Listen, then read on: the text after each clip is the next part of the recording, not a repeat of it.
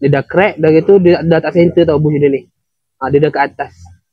So benda ni satu, bawa bila laju ke apa memang membuai lah pada bahagian belakang. Okay, Assalamualaikum.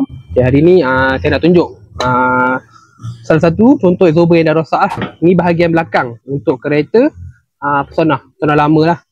Okay, first kali tengok pada bush dia ni. Kat sini bush dia bawah.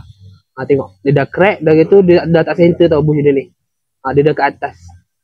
So benda ni satu, bawa bila laju ke apa memang membuai lah pada bahagian belakang. Yang kedua dah ada bunyi. Bunyi sebab apa? Sebab bush dia pecah. Dia hasilkan bunyi. Lagi-lagi bila dia tak rata ke lepas bonggol ke apa, dia akan ada bunyi.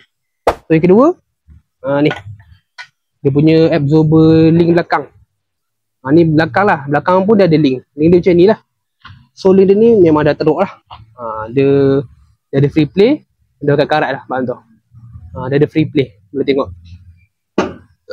Kita tukar sekali dengan dia punya bush belakang. Masalah macam ni kita kena check dulu lah. Sebab tak semestinya bunyi tu datang daripada semua benda ni. Ni cuma contoh je. Part mana yang selalu akan ada masalah lah kalau dah lama kita tak pernah tukar. So sampai ada masalah, nak checking ke apa, boleh datang ke kedai kami, kedai TVZ.